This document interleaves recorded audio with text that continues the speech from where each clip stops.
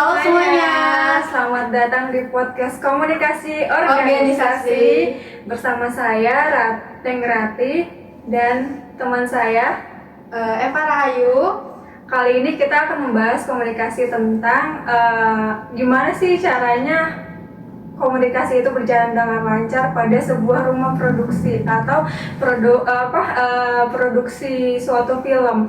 Dan sekarang kita bersama dengan Kak Darwin Mahesa, itu stakeholdernya dari Cream of Pictures. Ya, halo Nengarti. Hai, halo dari. ya, terima kasih sudah berkunjung ke studio Cream of ya. Mungkin langsung aja ya Kak.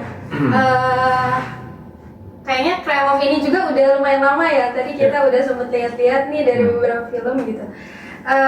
Bisa cerita nggak gimana sih awal mulanya Cream of ini berdiri? Apa yang bikin awalnya pengen bikin film sendiri? Ya, jadi sebelumnya saya dari Mahesa, di sini saya sebagai ketua dari Cream of Pictures. Cream of ini kan sebetulnya memang ada dua ya. Pertama komunitas film dan juga rumah produksi ya. Sebelum kita menjadi sebuah rumah produksi, kita membuat sebuah komunitas film tahun 2007. Jadi saat itu saya dan teman-teman masih kelas 1 SMK di SMKN 1 Serang ya, membangun sebuah komunitas bersama teman-teman sekelas saya. Karena saya melihat bahwa di Banten itu nggak ada wadah untuk menaungi hobi kita lah ya, yang bergerak di bidang audiovisual, di fotografi, di video begitu ya. Dan akhirnya lama-kelamaan kita membangun satu komunitas yang awalnya hanya teman sekelas, kemudian satu sekolah, kemudian menyebar ke sekolah-sekolah yang lain, SMK 2, dulu ada namanya SMK Prisma ya kan, SMA Prisma, terus SMA 1 Serang dan lain-lain, semua itu ikut bergabung yang hobi bikin film. Akhirnya terbentuklah Creative Movie dulu namanya. Jadi Cream of ini kan sebetulnya belum dikenal nama Cream of ya, dulunya namanya Creative Movie gitu. Nah, tepat di 15 Juni 2007 pertama kali kita membangun sebuah komunitas. Nah, saat itu kita memproduksi film pertama kali yang berjudul Love and Religion. Itu pertama kali film kita ya. Mungkin film itu memang dulunya terinspirasi dari ayat-ayat cinta gitu. Oh iya. Ya, saat itu kan memang ayat-ayat cinta tuh lagi booming banget ya. Nah, jadi kita membuat film waktu pertama kali itu pakai kamera handphone. Jadi dulu kan kamera masih Nokia 6600, kemudian pakai handycam gitu kan, dan banyak sekali. Itulah pertama kali landasan kita kenapa kita membangun Cream of Pictures. Kita pengen Cream of ini menjadi sebuah wadah komunitas film dan juga salah satu rumah produksi yang berkarya memproduksi film-film bertema kebudayaan di Provinsi Banten gitu. Karena kita tahu sendiri bahwa Banten itu untuk wadah komunitas film juga rumah produksi masih terbilang kurang gitu kan, masih minim gitu kan dibandingkan dengan daerah yang lain seperti Bandung, Yogyakarta yang mana mereka sudah cukup maju di bidang perfilman gitu. Jadi kita berharap dengan adanya Cream of ini Provinsi Banten semakin maju gitu kan di bidang perfilmannya gitu, karena film juga kan merupakan bagian dari kebudayaan yang mana kebudayaan itu harus kita lestarikan gitu. Ya. Wah, seru banget ya Kak. Ceritanya panjang dari 2007, lumayan panjang ya buat jadi sekarang Cream of Pictures yang sudah dikenal gitu kan. Ada lagi nggak sih Kak untuk visi dan misi tujuan Cream of Pictures itu gimana? Ya, sebetulnya visi misi kita itu pengen membangun perfilman di Banten, memajukan kebudayaan, pariwisata dan kearifan lokal di bidang film. Karena kita tahu bahwa banyak sekali budaya-budaya ataupun seni-seni yang ada di Banten yang kini udah tergerus oleh zaman ya. Apalagi kan sekarang kita sudah melihat banyak sekali anak-anak muda yang main medsos ya kan, kemudian juga mereka kurang aware, kurang perhatian terhadap kebudayaan gitu kan. Akhirnya kita mencoba satu cara bagaimana nih agar bisa mengenalkan kebudayaan kepada generasi muda. Salah satunya kepada film gitu. Bagaimana agar kita bisa mempertahankan kebudayaan yang kita punya dan nggak punah gitu kan. Salah satu contoh seperti ini, di satu Pandeglang, di Pandeglang ya, ada namanya Abah Kalimi. Abah Kalimi itu sosok maestro atau pemusik calung renteng Calung Renteng itu kayak semacam angklung, tapi itu langka banget gitu kan. Dan dia satu-satunya orang yang masih terus memainkan musik itu, gitu. Musik ketika panen padi di sawah. Dan itu ketika dia sekarang sudah umurnya sudah 80 tahun ya kan, nanti bisa punah, bisa nggak ada gitu kan. Artinya itu kebudayaan atau kekayaan yang kita punya gitu. Dan itu harus diwariskan kepada anak cucu kita nanti gitu. Oleh karena itulah kita bermaksud untuk merekam semua aktivitas atau kebudayaan itu gitu. Jadi biar tahu gimana cara memainkan calung renteng gitu kan, gimana cara melodinya, gimana cara proses pembuatan musiknya gitu kan. Itu harus kita kenalkan, harus kita dokumentasikan dengan baik. Itulah fungsinya untuk menjaga dan merawat kebudayaan kita gitu kan, agar nggak hilang nih nanti ya kan, lama-lama kan bakalan hilang juga, nanti punah gitu sih. Itu salah satu visi misi kita sih sebetulnya. Tadi kan udah sempet tanya juga ya ceritanya. Nah, dari sisi komunikasinya nih Kak di tim Kremov ini gimana sih supaya komunikasinya tuh kayak terjalin dengan baik gitu. Setiap ada project film nggak miskomunikasi, itu seperti apa? Ada triknya atau gimana? Ya, sebetulnya memang kekompakan itu perlu ya antar tim, karena kan kita banyak kepala ya. Artinya bukan cuma saya sendiri, tapi juga membuat film itu ada yang namanya produser, ada penulis, ada sutradara gitu kan. Kadang saya duduk sebagai sutradara gitu. Nah, kita terkadang duduk bareng dulu nih, mau film apa yang akan kita angkat. Misalkan tema apa? Misalkan tema tentang Leit, atau tema tentang Rumi misalkan, menjaga tradisi pesantren misalkan, atau film tentang percintaan tapi tentang sejarah misalkan, seperti itu ya. Nah, kita harus duduk bareng, kita harus diskusi bersama-sama gitu, agar tidak ada miskomunikasi, dan kita harus menyatukan satu visi misi nih, kepala kita apa, ini maunya apa gitu kan. Nah, itu sebetulnya yang paling susah gitu kan, yang paling repot gitu. Nah, tapi untuk bisa menyelaraskan semua tim dengan banyaknya tim yang ikut terlibat, tentu kita menerapkan sebuah sistem atau aturan. Ya, aturan itu harus dipatuhi dan harus disiplin. Gitu, contohnya kita sudah sepakat nih, oke, kita sepakat gitu kan akan memproduksi sebuah film ini gitu kan di tanggal ini gitu kan, atau di jam segini. Nah, itu harus kita sepakati bersama gitu kan. Artinya jangan sampai salah satunya tiba-tiba mundur, misalkan wah, saya nggak bisa nih karena saya ada kerjaan lain gitu kan. Nah, itu kan nggak komit kan gitu kan. Nah, komitmen itulah yang harus kita bangun. Komitmen antara kru, baik itu kru dari produser, sutradara, ataupun bahkan kru yang bagian tugas terkecil gitu sih. Kan tadi udah bahas dari sisi komunikasinya ya Kak.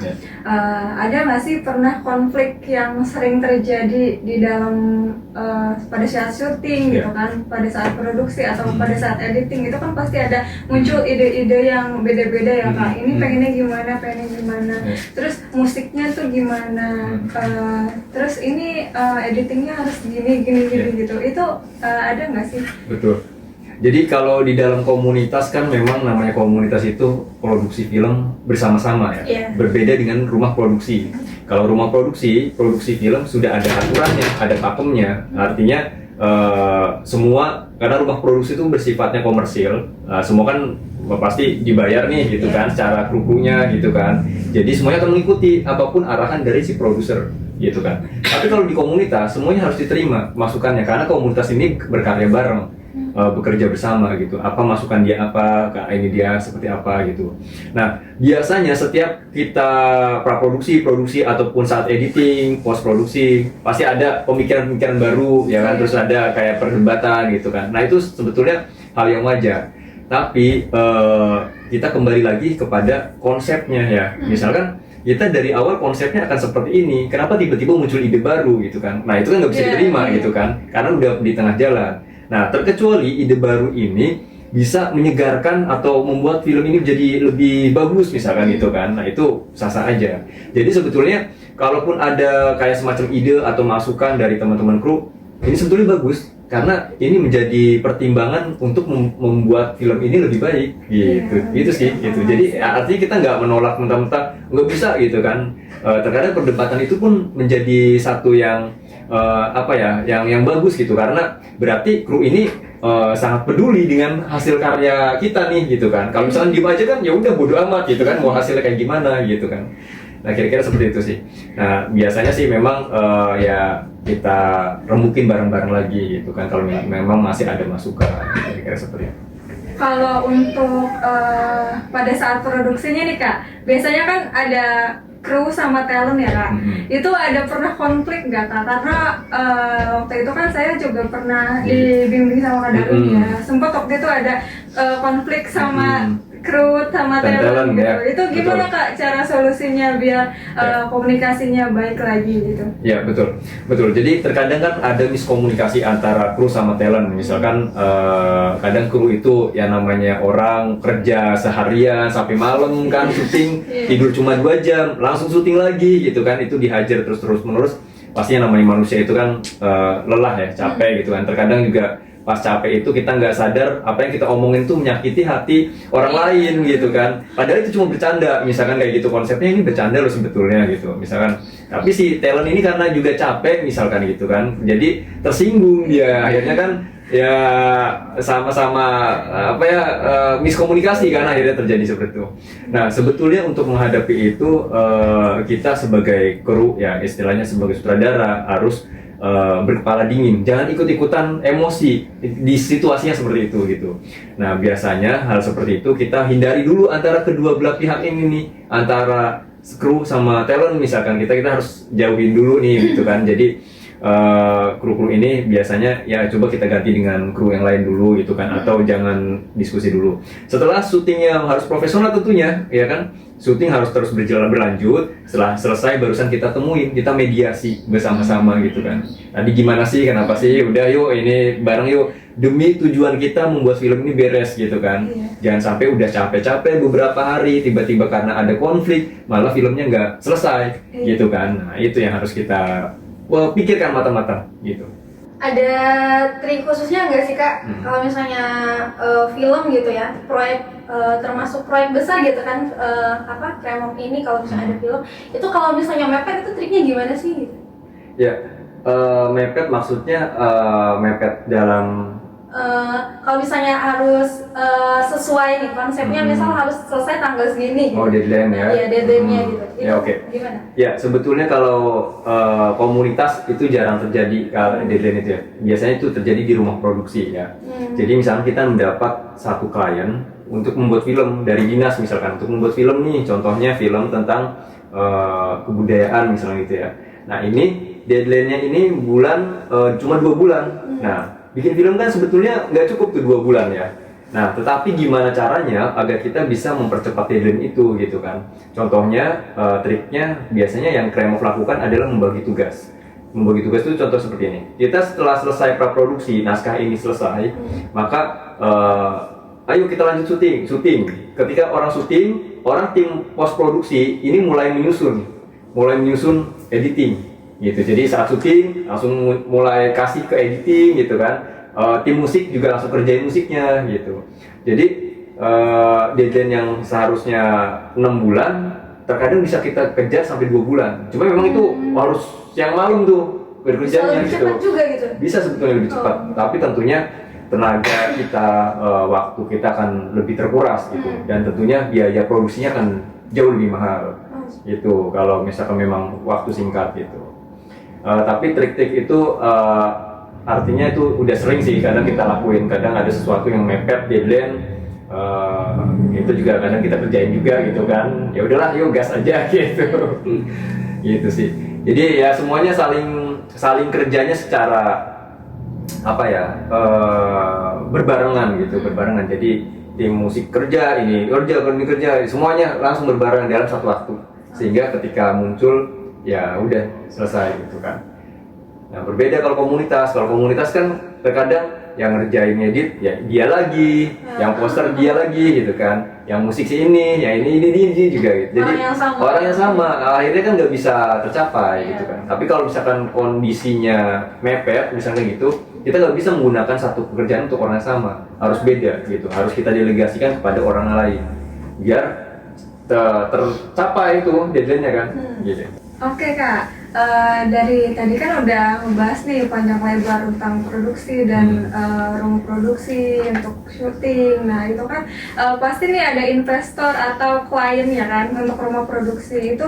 Gimana sih Kak cara Kak Darwin untuk berkomunikasi sama investornya, terus sama misalnya klien yang mau buat film gitu kan pasti kan ada apa ya, lebih dibilang ya meyakinkan biar dia tuh mau gitu apa bikin filmnya di rumah produksi Kremov. Oke. Pertama sebetulnya mudah sekali ya. Pertama investor akan melihat showreel ya. Showreel itu atau hasil karya yang pernah kita buat gitu. Jadi terkadang di komunitas itu sangat penting juga. Misalkan contohnya gini, saya membuat film di komunitas nggak dibayar misalkan gitu kan, atau apa, itu menjadi showreel saya untuk bikin film nih, bikin film pendek. Ketika showreel itu bagus, maka itu bisa dijual kepada investor atau pada dinas nih lihat hasil real karya saya sebelumnya gitu kan, maka mereka akan bikin film gitu dari melihat hasil itu, karena itulah membuat trust atau kepercayaan dulu gitu. Jadi kita bikin dulu percaya investornya gitu kan kepada kita bahwa kita mampu membuat apa yang dia mau gitu. Kalau misalkan dia nggak percaya ya gimana dia mau kasih uang gitu, gimana dia yang mau bikin film ke kita gitu kan. Jadi kita bikin percaya dulu nih sama dia nih bahwa kita sudah menghasilkan banyak karya dengan berbagai genre, berbagai tema gitu kan. Dia mau kayak gimana kita bisa misalnya gitu kan, kita tawarkan gitu. Nah dari situlah sebetulnya pertama meyakinkannya. Kemudian kedua dari segi harga, budgeting. Kedua ini penting budgeting nih, kenapa? Kita nggak boleh mematok harga yang terlalu tinggi dulu gitu. Jadi ketika investor oke, saya mau bikin film. Nah jangan tiba-tiba mau langsung kita patok berapa miliar gitu kan, nggak bisa gitu kan. Harus kita negosiasi dulu, diskusi dulu. Kira-kira bapaknya ada berapa nih secara budgetnya. Barusan kita akan ikuti nih kira-kira dari budget yang dimiliki sama si investor dengan skala filmnya seperti apa gitu sih. Nah kira-kira seperti itulah gitu. Ketiganya ya kita nggak boleh mengkhianati kepercayaan dari investor. Biasanya kan setelah mereka kan pasti punya keinginan wah film saya harus seperti ini nih gitu kan. Nah kita mencoba mendekati keinginan dari si investor ini gitu. Jadi ketika selesai filmnya ya sesuai gitu kan. Atau nanti harus ada perjanjian di atas hitam putih, misalkan kata investornya, ini saya mau ngasih uang misalkan 1 miliar gitu kan, tolong bikinin film gitu kan, tapi nanti dijual misalkan gitu.